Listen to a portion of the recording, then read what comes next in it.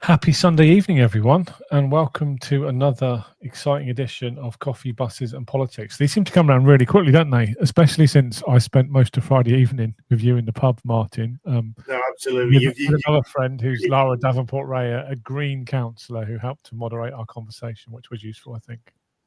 No, absolutely, yeah. And I should think you're thinking you've had too much of me already, too much now. Never have too much of me, although I was driving on Friday night, so I was disappointingly sober for most of it, and so I couldn't. I wasn't able to participate in the full flow of conversation. Although I must admit, on a Sunday evening, I'm also sober as well, so it's all good. Yeah. Right. Where shall we start today then? So I think probably make it clear, by the way, before we start into anything meaningful. I just want to make it clear I wasn't sober. No, you were. I think you were fairly respectable. I mean, I've been drunk with you. It was very nice. We sat in the what's it called, the Olmo Lounge in Huntingdon, outside the front. Yeah, and it was quite sunny, wasn't it? Argo Lounge. Yeah. There's lounges everywhere. So Olmo Lounge is somewhere else. There's this Ivo Lounge. Yeah. There's a Barrow Lounge in Sydney. I think Olmo Lounge is probably Peterborough. There's these lounge places everywhere, but without doing a product placement, they're fairly nice little establishments. And we had some quite nice food and some quite nice beer and some quite nice chat. And it was very nice, sat out in the middle of Huntingdon. It felt very continental to me, which is bizarre, in the middle of Huntingdon. Well, it's one of the reasons I love going out to Germany and everything is because I love the continental sort of idea of drinking, and I absolutely love it. So yeah, it was great. Good. Right, anyway. So where should we start off tonight? So there's been some changes, hasn't there, in Peterborough? Yeah. So we had the last leader of Peterborough resign, who was Dennis Jones, I think. Dennis Jones? Is it Dennis? I think that's right, yeah. He's the Labour leader. In Peterborough, we have, in Huntingdonshire, we have what's sometimes called a Rainbow Alliance, which has been called a coalition of chaos. We call ourselves a joint administration. But in Peterborough, there's a bit of a less stable administration or coalition administration, because we've had it change a few times, haven't we? So originally it was a Conservative administration. They lost a few councillors because of resignations. Then we had the Peterborough First kind of independents, although former Conservative, largely independents, take over for a while. And then they lost some members, did they? I can't remember. Maybe there were some election changes. I think it might be an election, and now across the last maybe couple of years, it's been Labour leading the joint administration there. But a few weeks ago, we had their leader resign, and they've appointed who's the new leader? Do you know? Yeah, the new leader is Shabina Kayam. Apologies if I haven't pronounced that correctly, but and she's appointed a cross-party cabinet as well, which I think is. I think quite positive. Peterborough needs to find a way forward, to be honest. There's my Facebook feed this evening is full of people moaning about the fact that Peterborough councillors spend far too much time playing around with petty politics and not enough time getting on and doing the job. And there's a reality about it, which is they've got Peterborough is likely to grow with local government reorganisation and almost certainly bring in Fenland and possibly one other. And within Fenland, people are looking at Peterborough and saying, we don't want to be part of that. I would argue at times Fenland's no better.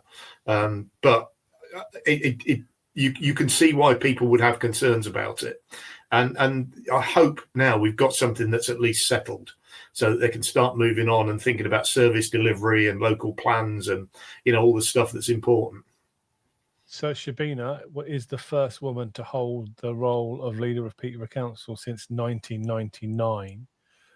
How long has Peterborough City Council been along? Not much longer than that, has it? There must have been an early female leader. It's disappointing that we haven't seen a female leader there for 26 years, because we look at other Cambridgeshire local politics. So we've got a female leader in Huntingdonshire, Sarah Conboy. We have Bridget Smith in East Cams. We have Anna Bridget South Cams, by the way. But did I say South? Sorry, I was thinking ahead. So we have South Cams, very different place. We have Anna Bailey in East Cams. We've had, during my time at County Council, we had a female leader and deputy leader, which is Lucy Nessinger, and Lorna Dupre as a deputy leader. So, I mean, I guess it's swings and roundabouts, isn't it? I think we do, on average, we do quite well for female leadership in Cambridgeshire. But it's interesting that that's the first woman we've seen in Peterborough for a while. But also good news, I guess, as well. Yeah, no, absolutely. I mean, it's always good news when it happens, because it does show that the door is open for good female councillors to progress and become leaders, cabinet members, whatever. Because politics needs it.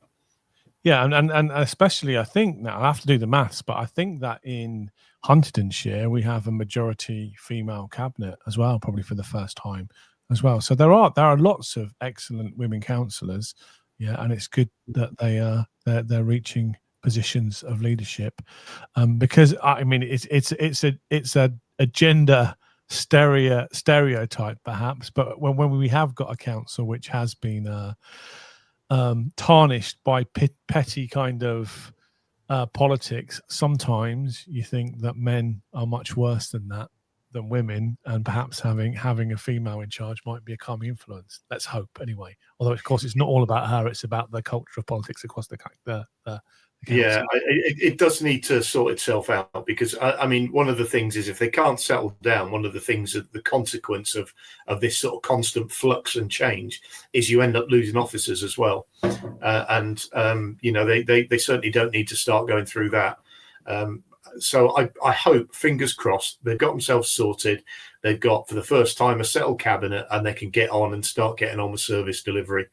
But as I said, my Facebook feed is full of people moaning about the fact that Peterborough can't have a settled cabinet and people that can't avoid playing politics.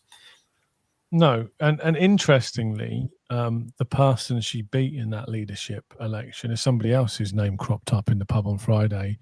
Is Wayne Fitzgerald. So Wayne was the long-term Conservative leader of Peterborough City Council until they lost some seats. He ran it as a minority administration for a while, I think, and then lost the vote of no confidence when Peterborough First, Lib Dems, Labour, and I think the Greens got together and deposed that administration, and then elected the Peterborough First person.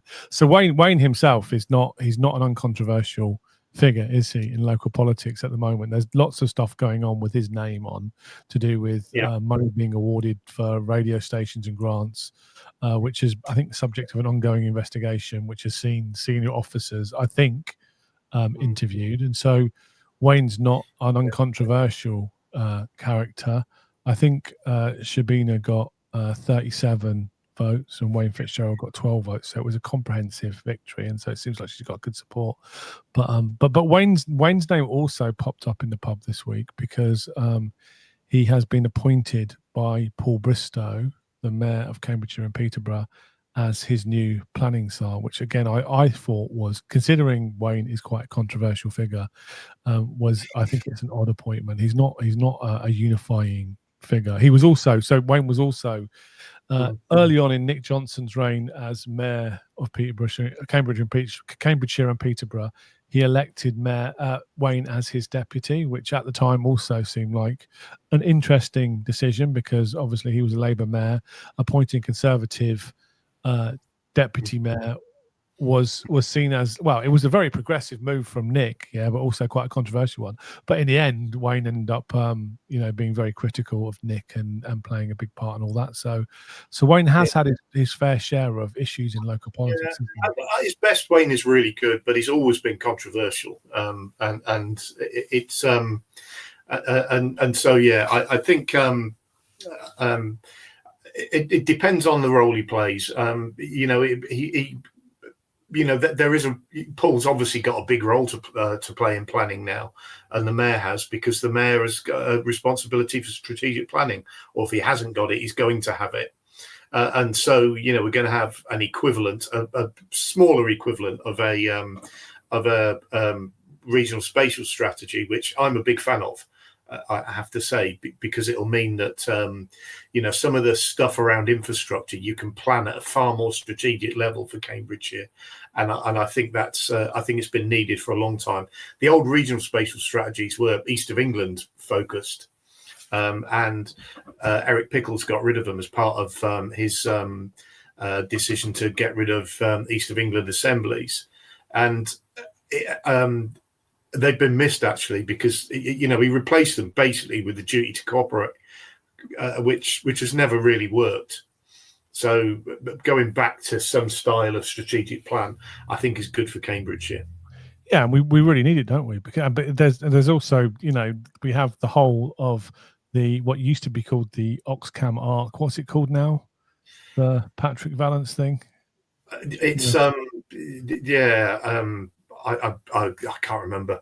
But we're seeing, but there's talk of a development corporation in Cambridge, isn't there? We've got the whole of what used to be the Oxcam Arc. We've got East West Rail coming around here. Clearly, Cambridgeshire is a key strategic location for the government. Yeah. And it's only right that so what is good about having Wayne involved, I guess, is that the story so far has been very much Cambridge centric, and so it would be good to have a Peterborough voice, I guess, around the table. And Wayne certainly that, isn't he? And as far as growth is concerned, everything I've seen of Wayne, he's always been quite positive about growth, and Peterborough's always tried to be a growing city, and it is one of the fastest growing cities in the country, if not the. So having somebody, a Peterborough voice dealing with planning is probably a positive. But so it is a positive. But from my point of view, though, it does stink of jobs for the boys, doesn't it? Because I know that Peterborough and Wayne were very close. Yeah, when Wayne was the leader of the city council and Paul was the MP. Yeah, and I guess I think it's all right sometimes as well. Like, so when I was standing for Parliament, in the unlikely event that I was going to get elected, the people I would have chosen to work for me, are the people who I trust and I work with. So I guess from that point of view, it's natural to appoint your mates as long as they're competent. But it's also true that what Nick did by appointing Wayne last time was an anomaly, and you have to say, there is a sense that, if you're a Conservative, you're going to you're going to bring on sort of Conservative-minded people to support you. I think there's an inevitability about it, to be honest. So I'm not. I don't think we should worry about the fact that Paul's appointed a Conservative to do a job in his administration. And I guess in American politics, the administration appoints everybody, doesn't it? From judges to district attorneys to everybody. They're all political appointments, and those people are all. It works really well out there. Yeah.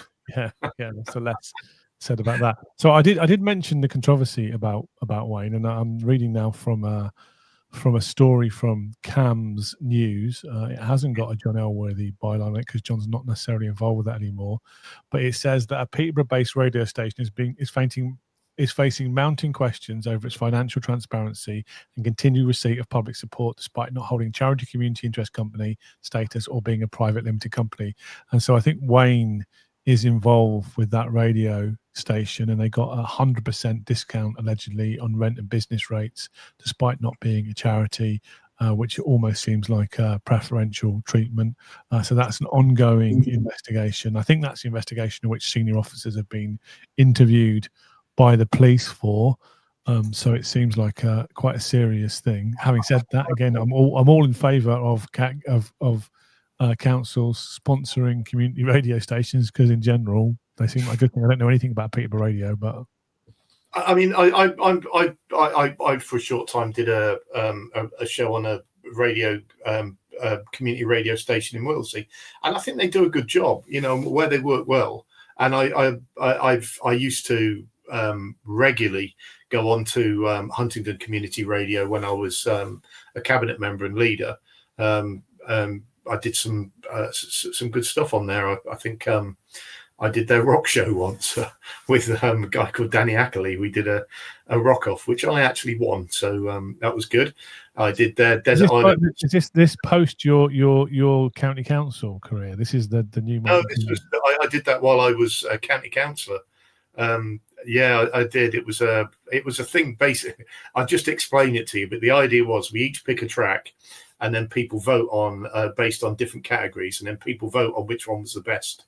And it was a guy who's a photographer in actually based in Hunt, a guy called Danny Ackley, top guy, and a guy who used to do a show there who now does a show on Total Rock called Corey Blows. And yeah, we had a great time, and I won. And it meant that the punishment for Danny was he had to go out next time he went to a gig wearing an I Heart One Direction T-shirt. Nice. How many of your selections were from the popular rock band Kiss? I think only one, because I didn't want to really annoy people. I'll tell you what I did do once, though. I did a Sunday lunchtime interview on Hunt's Community Radio. It's not called Desert Island Discs. It's called something else, I think. And I put a Kiss song on there called Unholy. And bearing in mind, this was going across on a Sunday lunchtime. Anyway, it's got a nasty swear word with the letter B in, beginning with the letter B in it. So our own local radio controversy. Then. Yeah. All right. So we've talked about this kind of general sense of disquiet in Peterborough politics, and it hasn't been very stable. Yeah, I mean, it hasn't been very stable. Basically, as the result of the electorate, as part of it is, in general, I think in Huntingdonshire having a coalition is a good thing. Yeah. Let's be clear from this. You say as a result of the electorate. The electorate. So they elected. It didn't elect a single party. Yeah, Peterborough is a very mixed bag in politics, isn't it? We've had a Conservative MP, we've had Labour MPs. Absolutely, and some of them have not been without controversy as well. No. But there's a reality that just because people don't elect a majority administration doesn't mean they shouldn't expect that politicians should be able to play grown-ups and pull together something that works and an administration that works. Yeah, we've seen. I think it's more difficult, but it doesn't mean they shouldn't be able to. Well, obviously that I'm biased, because I've been involved in two of them. But in the last administration, Cambridgeshire County Council was a very mixed administration, kind of with a majority Lib Dem administration. At Huntingdonshire District Council, we've also for the past 4 years had a coalition which has been very stable, I think, and I think generally well behaved, as has our opposition, who I'll always commend as being an excellent opposition. They test us regularly, and they're very. But they're respectful as they're doing it as well. And so I think that's a good example. I think we're all very proud in Huntingdonshire of politics done right. So yeah, I agree. Not having a coalition should perhaps be a stabilising influence, because you've got a lot less opposition for a start. I think in the old days at HDC, you used to have 4 different opposition groups. Now you only have one, and that kind of calmed things down a bit, doesn't it? One of the things that I think makes coalitions work, and it's part of the reason why I'm a fan of PR as well, national as well as a local level. I've loved local government reorganisation to suddenly throw in that all local councils are going to be elected by PR. But the reason I is because a lot of your discussions are happening behind closed doors, and some people may see that as a bad thing. But actually what it means is you're not turning every single issue into some political story that you can play around in the media with and exploit social media with.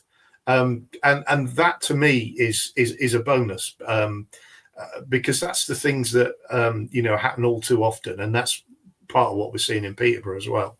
Every single minor issue is a massive issue. And yeah.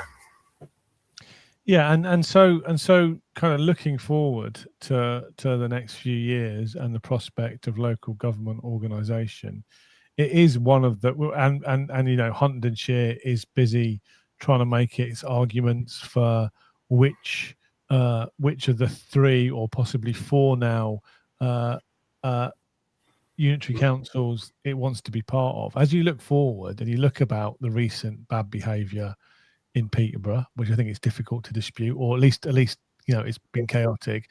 Certainly, there are allegations of bad behaviour in Fenland, and And so as a more as being part of a council which is a lot more stable.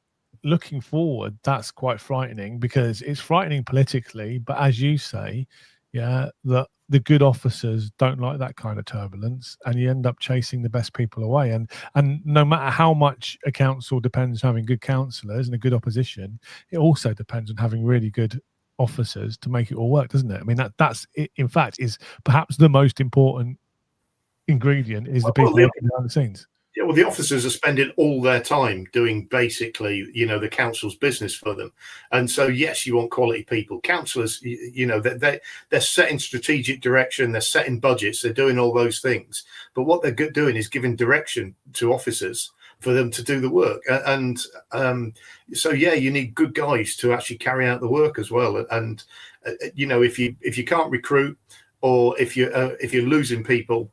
And you're unstable with your officers and the lack of stability there, it is of course going to have an impact.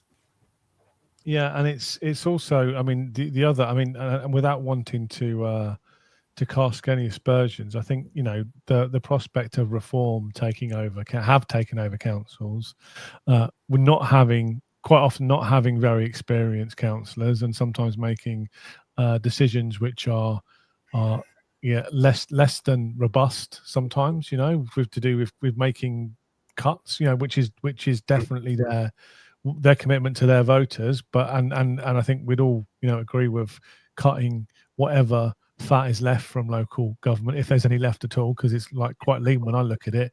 But also, it's the same issue as if you suddenly have reform taking over these councils, it will scare some officers away. It might attract other officers, but I mean, the officers that will come in are the ones that see it as an opportunity for promotion a lot of the time. Yeah. Because they're not going to necessarily attract the most experienced fields. But no, I agree. I have concerns about. There's no real evidence that any reform council has had an impact in terms of making cuts yet, and I suspect they're not going to. The things they'll cut. I think we talked about this last week, but. Just as an example, one of the things they may end up cutting is translation services. And I think that, when you're dealing with social care, when you're dealing with situations where you're taking children into care, for whatever reason, those people, whatever language they speak, deserve to know why those decisions are being made. And that's why you need translation services. You can't get away with it. No. You just can't.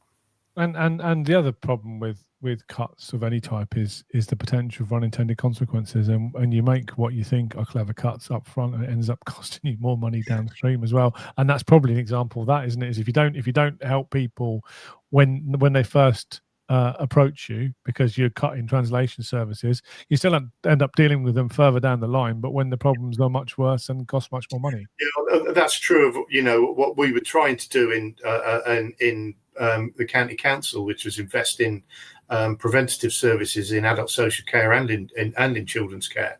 Trying to put more effort in at an early stage so that they didn't rise up, and get to a position where children were being taken away and put into care.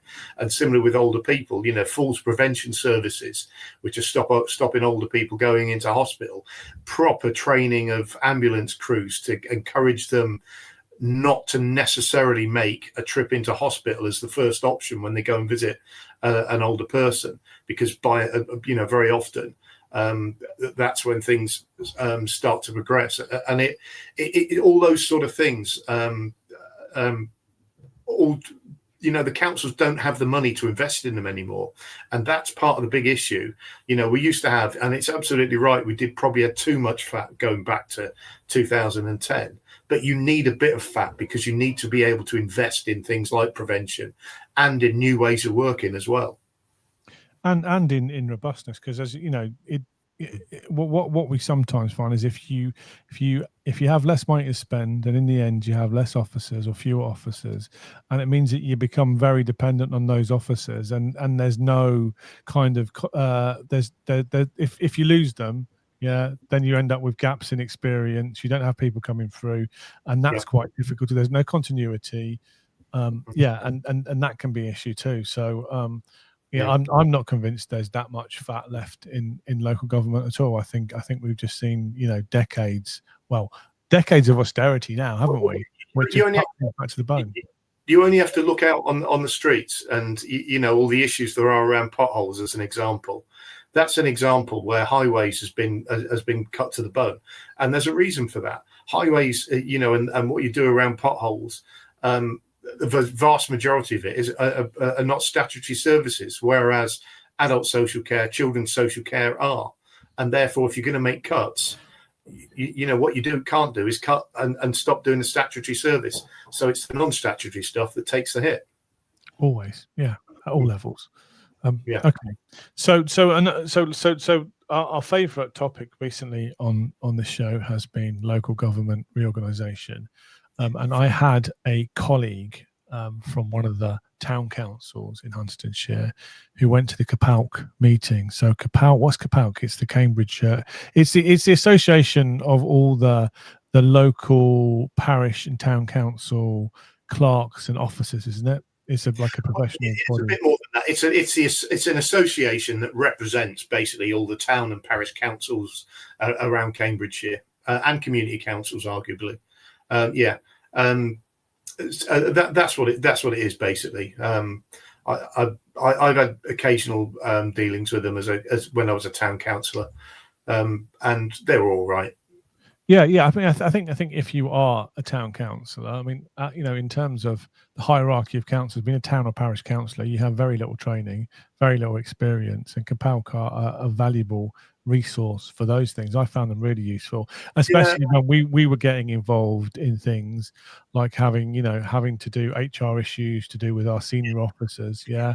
We couldn't have done those things without that's where organisations like that come into their own. If you've got difficult legal situations or HR situations, you need somebody to lean on and to make sure you sort of you kept on the straight and narrow, and that's where they become really helpful. So that situation resolved itself instantly. It's when we were able to appoint a new clerk. So right at the end of my time as mayor. So when I was mayor for 2 years, my town clerk for the vast majority of that was off sick, and so basically I did my 2 years of mayor at St Neots during COVID on my own. I had support of other officers, but I think in any town or parish council, the clerk is always going to be the key person, because they've got all the experience and they're the manager. And so it was a real struggle for me. But towards the end of our time, we managed to generate a change in the clerk position, and we managed to appoint a new clerk in St Neots, who was Chris Robson, who we poached, I think, from Sandy, which is a slightly smaller council. And my view is, like, my achievement as mayor is like getting Chris involved was probably the biggest achievement, because actually since then St Neots Town Council has gone from strength to strength, and like I don't recognise the council now in terms of the kind of professionalism compared when I was on it. And a result of that is at the CAPALC conference is that St Neots Town Council was awarded the Cambridgeshire and Peterborough Council of the Year, which was was really, really welcome. And now Martin has disappeared, which leaves me as the only host and doing a monologue. So I think that was an amazing thing, an amazing turnaround, and I'm very proud to have been a part of it. And it's although I've only a small part of it in helping to appoint that clerk, but since then, we have a council that has gone from strength to strength, and now I'm by myself, and it's difficult to have a politics conversation by yourself. I'm assuming this is down to Martin's internet in Finland again. Or maybe he just got bored with everybody else, so who knows?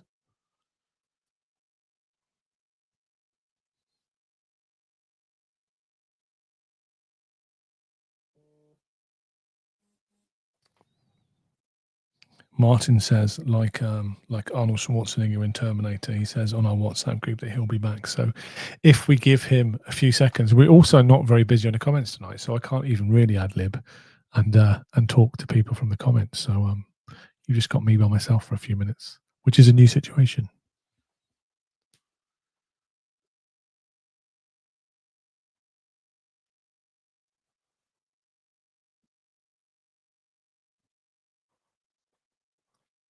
So we have, of course, our friend Anthony Carpin, who's always listening, who has just said on on the chat, can I ask questions? Well, Anthony, seeing though I have nobody else to talk to, you're very welcome to ask me any questions you like, and I will try to answer them as much as I can.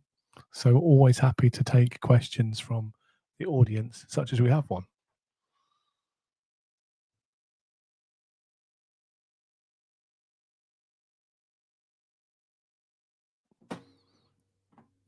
And here is Martin after my period of ad-libbing. Sorry about that. I've just switched to a new broadband provider, and I'm having some issues. And I had a proper falling out with them last week, so fingers crossed it'll get sorted this week.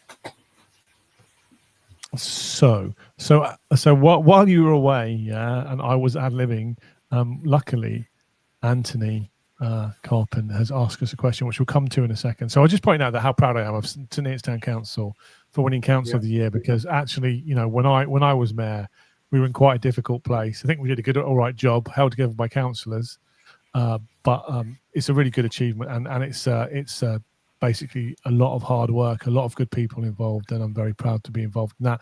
But one of the other things that happened, and we'll get on to Anthony's question in just a moment, but one of the other things that happened at that CAPALC meeting, which is basically, you know, have most of the clerks, parish clerks and town clerks in Cambridgeshire and Peterborough present, was that there was a presentation from county council officers on local government reorganisation, at which the officers presented only a single unitary. There's three options on the table, or possibly four if you include the Peterborough version, which includes splitting parts of Huntingdonshire. There's three which are being costed up and being supported by the councils themselves. Actually, I think that the option D is being supported by Peterborough, so there's probably four legitimate options.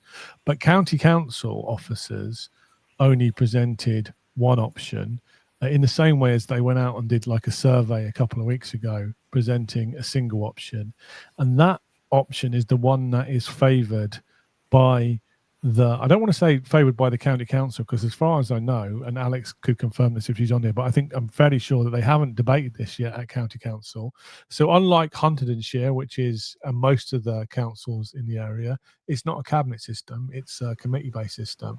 And so for the cabinet, for the council to have an opinion on anything, I would have thought, Martin, that they would have to vote over it in council. You know, having the Liberal Democrat leadership have an opinion about which of the unitary models they prefer is not a good reason, I don't think, for county council officers to be out presenting in public with the favoured option. Do you think? I find that very, very odd. I agree. I think it's I think it's a little bit naughty. I mean, it's similar to what they, there's a reality. You know, I don't like committee systems. And I'm not a fan of committee systems, especially at county council. I don't think they work.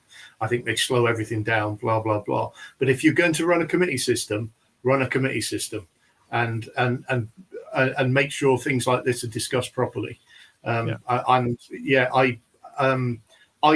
would, if I was an officer, I would have been really, really uncomfortable being asked to present on something like that. And I find it very, very odd that officers are doing that, because I think it's clearly, you know, until we've made a decision or that all the data is in, it's clearly a political choice. And so to have county council officers presenting in front of town and parish clerks with a single option, the option they were presenting is the one that includes South Cambs, Cambridge City and East Cambs as a single unitary. Yeah, I'm not sure. I think it's option A. I'm going to call it option A. And that's, and like, you know, you called it a couple of weeks ago gerrymandering, which isn't a word that I choose to use, but you'd have to say that is favoured by the Liberal Democrats at County Council because it's one that kind of consolidates their power base. They're strong in South Cambs, very strong in South Cambs. They're very strong in East Cambs. You know, it's almost like a 50-50 split between councillors in East Cambs. Conservatives have got a one-seat advantage. And so I think it's really, really odd that officers are presenting what is clearly a political position. Martin is frozen again. We also had, so I think I mentioned last week, we had the South Cambs leader, Bridget Smith, and the Cambridge City leader, whose name escapes me for the moment, presenting on their favoured option, which is the one, I'm going to call it option B, it might not be, which is Cambridge City and South Cambs, which is their favoured option. Yeah. I'm not sure what people have done on option D, which is their favoured option. At the moment, Huntingdonshire's favoured option is, we've got two Martin Curtis now. Can you see yourself twice, Martin? We've got the old Martin Curtis. Yeah. So you're back again. And so, okay. so what we've decided to do at Huntingdonshire is that we're not going to, you know, I think clearly we've got an option which we're supporting, which is the one, or we're paying for the business case, but we're not going out to residents and saying this is the only option on the table. We're waiting to see what the decision is going to be. I think we're going to have a debate at full council about it before the ideas are submitted in, or the proposal is submitted in November. Although ultimately it's an executive decision so it'll be made by the cabinet, which includes me. And so, but we'll listen to the voice of council at least. And so I just think it's just odd that, well, there's the other thing about all this is, of course, is that, so you've got, you know, Peterborough backing one option, Cam City and South Cambs are backing another. County is backing another. Huntingdonshire isn't backing anyone yet. But like the chance of us getting any sort of consensus at all before November is really, really small. And so it's it's going to be, so you know, no matter what we decide, I think the reality is going to be that it's going to be a government decision, which is what it was always going to be in the first place, though. But any thought that all the leadership of Cambridge are going to come together and come to a single conclusion, I think is looking quite fanciful at this stage. And we have lost Martin again. This is getting really quite difficult. So let's see what Martin Lucas Smith says, yes, it's very odd that county put out that survey with no actual vote to establish a policy. And so, yeah, the reality is that, you know, common residents like you and I are going to have very little say in this. Most councillors won't have very much say in it. The decision is going to be made by government. The leadership, I guess, will all propose their own favourite options. It would be nice if we could come to a consensus, but I mean, I think the reality is that there's lots of political preferences being displayed, and there isn't really a single solution. That the data that we've seen so far, I think, doesn't really suggest like a single smoking gun best solution. Right, and so thank you again to Anthony, who in his guise as Cambridge Town Owl. The Cambridge City Council leader is Cameron Holloway, which is not a name I remember. I've met several Cambridge City Council leaders since I've been involved in politics, and Cameron is a new one, and who I look forward to meeting at some time in the future. Right, let's see what I'm going to go back to Anthony's question in a second if Martin reappears. What is the logic of Hunts being with the two Greater Cambs councils? They have little historic working. That's not entirely true, though. So there's something called 3C shared services. And so you probably know that Cambridge City and South Cambs share a planning service. Yeah. But most of the other services for the council, or lots of other services, are run by something called 3Cs, which means that those three councils are financially intertwined. Yeah. And actually, there's quite a lot of money involved in those contracts, which means one of the difficult things to do is if Huntingdonshire is not part of that kind of unitary, is we're going to have to disentangle themselves from that 3C shared partnership, which I think does a good job in delivering good value for councils. Well, I think we've just gone through a whole new negotiation process where I think we reappointed it just before the LGR stuff. So we thought about it a long time. We've come to, we've worked on those relationships, and they're still in place. But the other point of it is, even if historically in the past Huntingdonshire isn't part of Greater Cambridge, increasingly it is, because we have East West Rail, who's going to be coming through our district during the time of the Unitary Authority, giving us a direct link, one station link into Cambridge. We've got the new A421, we've got the new Oxcam Arc stuff, and so increasingly we're part of that kind of Greater Cambridge Oxcam Arc economic zone, and so we're part of that. And I think, so not the whole of Huntingdonshire, and the north of Huntingdonshire, places like Stilton and Yaxley and even Ramsey, look to the north, whereas places like St Ives, Huntingdon, and certainly St Neots, especially St Ives because it's on the busway, look to Cambridge. And St Ives is essentially a Cambridge commuter town these days. And so I think that most people who live in the south of the district would say we've got closer links with South Cambs and with Cambridge City, much closer links than we do with Peterborough. But again, that's different in the north of the district, which has, places like Stilton are on the borders, and Yaxley are on the borders of Peterborough and feel its economic influence. So this is a very challenging podcast to do today by myself. So I'm going to try and push on, and I'm going to answer this question or this point from Anthony. So we may find that once East-West Rail is complete, the strengthening of the transport links will transform the economic relationships between districts, which was the point I'm making. I think it's inevitable, because I think the point of East-West Rail is, one part of it is a transportation corridor, but really it's mainly a vehicle to unlock rural land for housing development. And so that housing development is there to fund the Cambridge economic miracle. And so we're going to be seeing all of the house building from Cambridge. St Neots, I think, is already the fastest growing town in the east of England. Well, established town. You've got places like Northstowe, obviously, and in Huntingdonshire we're looking to get our local plan done before LGR. And we're going to be seeing lots of housing growth. And the government has set really aggressive housing targets. Most of that will probably be in the south of the district, and most of that will probably fund Cambridge. The government relies on Cambridge. Cambridge being able to fund the Cambridge economy, and so if we don't have them, it's going to be difficult. So my view is that there is a natural relationship between Huntingdonshire. It used to be its own district. There's some developments that have been announced this week with regard to investment in RAF Widden, which might make the excuse for or the argument for re-establishing Huntingdonshire as its own county, which is what it used to be.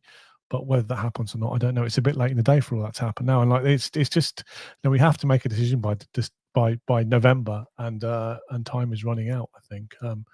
But we still haven't seen all the data, so we'll have to see. Right, so I think we might have to call it time on this, because I only have a certain amount of ability to host a podcast by myself. I'm going to have a look and see what Anthony said in his question. So at the moment, the boundaries issue feels somewhat irrelevant until the Treasury agrees to radical devolution of revenue-raising powers of the new unitary councils. Furthermore, the governance issues are a massive weak structural link as the sci-tech bubble markets Cambridge to the world. And I mean, I think that's a source of vulnerability where I think I'm not sure what the exact situation is, but I think AstraZeneca, who is Cambridge's biggest employer by a long shot, is having wobbles about investing in talent. I've always felt that that Cambridge is a fantastic part of the British economy and the world economy, but it's all like most bubbles. It's always we're always vulnerable to change. And so I suggest I'm not really qualified to talk on revenue raising powers of local authorities, but Anthony certainly is. And so if you look at that link, which you can probably see on one of our Facebook feeds, and actually I will try and repost here if I can, have a read about what Anthony writes about and just read his blog in general, because he's got fantastic blogs. Right, let's see what Martin has to say. Other Martin, not Martin Curtis, who disappears. Those projects are regional products. Well, projects, it's not a regional project though, because East West Rail is a national infrastructure project. By that argument, the entire length of Cambridge to Bedford would be one council. Well, eventually, so politically speaking, I think the entire space from Bedfordshire to Cambridge will be a single conurbation. So having that split politically and under different councils is not necessarily a good idea. So what we have at the moment is that the actual East West Rail station is going to be in Tempsford, which is in central Beds, which is 2 councils removed from Huntingdonshire, because there's a bit of Bedford Borough that wedges in between, and then so it runs through Huntingdonshire, then it goes to South Cambs, and then it goes to Cambridge City. But eventually, and the plan, you can see the plan, and when you start looking at the local plans, you'll see it even more. But eventually, I foresee most of that space being taken up by housing in a single conurbation. And what you'll end up doing is you have Tempsford being kind of part of St Neots, but in a different, 2 councils away, and that's really, really difficult. So it's going to be difficult to because I understand Cambridge politics relatively well, but I have no idea about Bedfordshire politics, because we don't really talk to each other across the border. And so trying to have Tempsford being part of St Neots with different parish councils, different political structures, different rate systems. So people will be paying their business rates and their council tax into Bedford rather than to St Neots. Tempsford relying on St Neots' infrastructure seems like a massive problem. And going back to Anthony again, AstraZeneca feels like a tactical move. He went to the consultation for their new building. It was paused. And it's not something that you cancel. It's integral to their existing functions to provide additional revenue streams. So I'm not qualified to talk on this, so I don't know what the tactical move would be. But I would argue, like all successful economic regions, we're vulnerable to changing times. And South Cambs and Cambridge City would be one of the other argument for including Huntingdonshire is that South Cambs and Cambridge City would be far below the kind of 500,000 population criteria that the government set. It would be one of the smaller unitaries, and smaller unitaries are not supposed to be economically very robust and volatile. So people, I think having valiantly tried to do this by myself, I'm going to call it a night, and hopefully we'll come back next week. Thank you especially to Martin, also to our friend JP, who has appeared again on the feed after coming back last week. Thank you for coming back, JP. And thank you to Anthony for keeping me going with questions by myself. I wouldn't normally try and host this by myself because I don't think I'm interesting without the other 2. But thank you very much, everybody, and hopefully we'll see you next week when we'll have more robust internet and hopefully more participants. Otherwise, you're going to have to start recruiting. There is a facility by which we could invite some of you on, and maybe we'll try and do that next time. All right, thank you very much, everybody, and have a lovely Sunday. Bye.